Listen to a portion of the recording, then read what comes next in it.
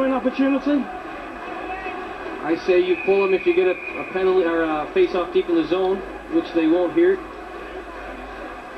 Puck comes all the way back with 48 seconds remaining on the clock.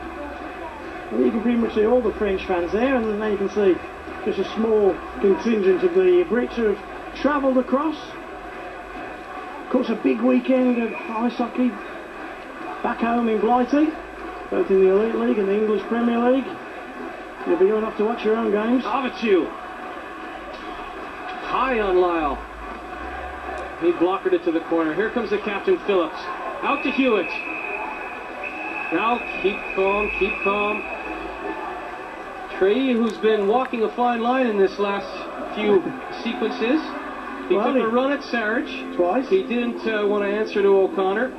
Now Sasha Trey will sit for 2 minutes, 36 seconds. Hopefully less. A late hit on Phillips. Bit of a charge.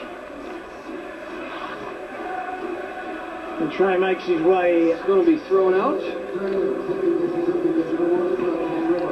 Early shot for Trey.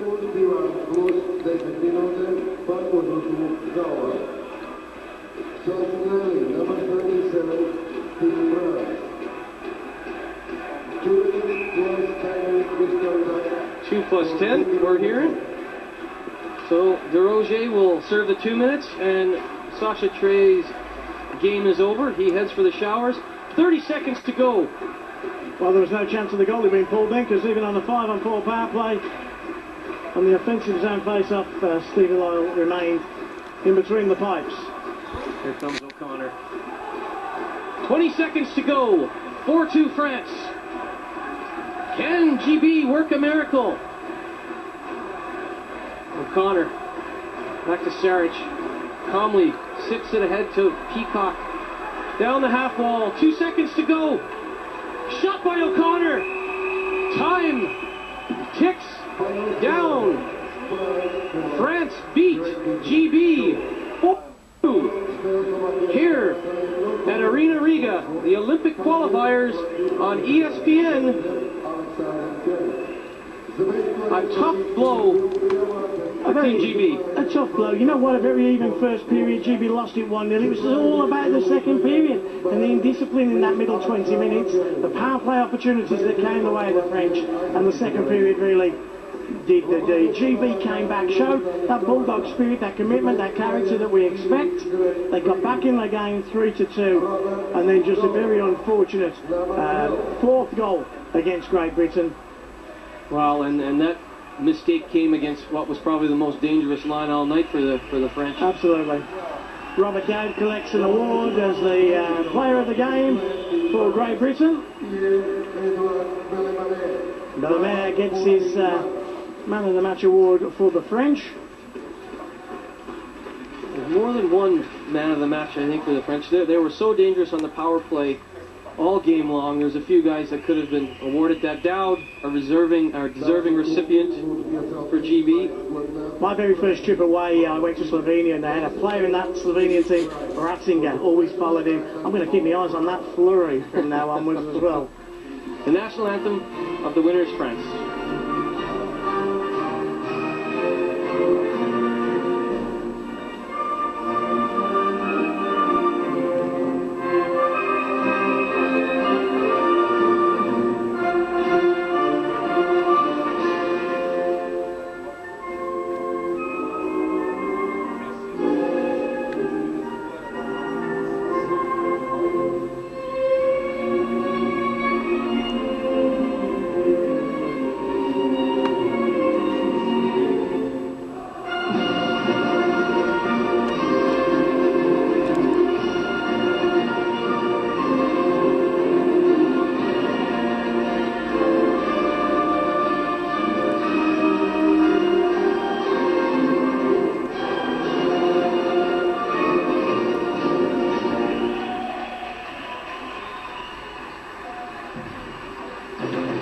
Of highlights, especially in that third period, but we'll go right back to the first frame, Simsy.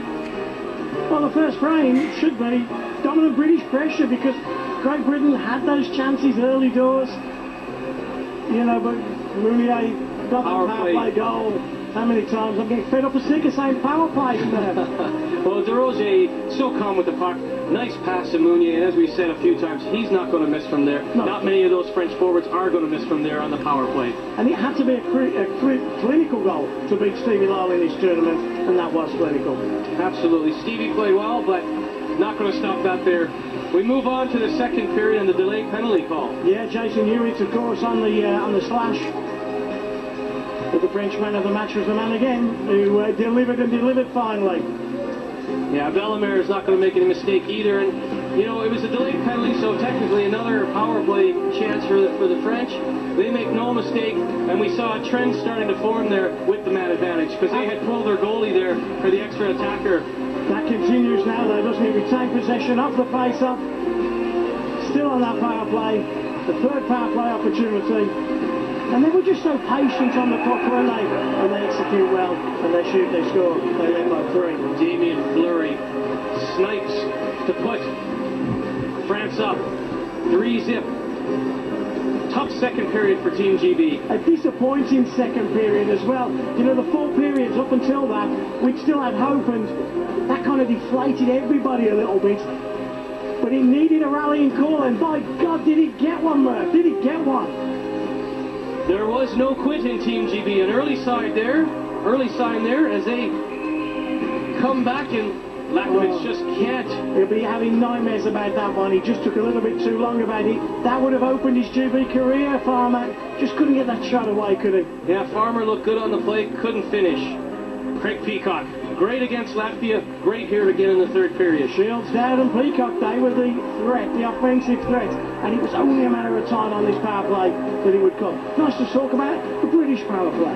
Yeah, absolutely. On the other side of the coin, we know that, Meunier's not going to miss on the power play. We know Peacock, power play goal last night, power play goal tonight, he's not going to miss if he gets in close like that.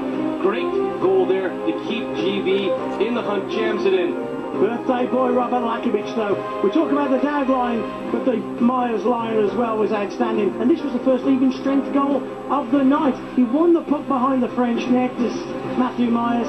You know, Clark first of all, and then when it eventually comes the way of Robert Lakovic, bang, goal on his knees, goes right over his shoulder. Happy birthday, Robert. We all had hope and desire. Top shelf goal on his 23rd birthday, up over Fabrice Lenry, who was very good tonight in the French net.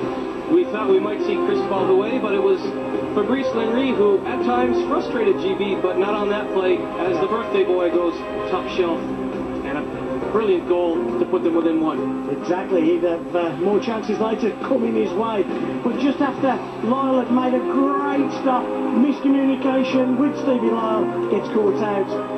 And really, just a horrible play at the end, just a mix-up between the two, and an easy 4th goal for the French. Yeah, Brian Henderson comes in there, wins the puck, gets it out to Charles Bertrand, who's a sniper. And never an easier goal. Is Charles Bertrand going to score?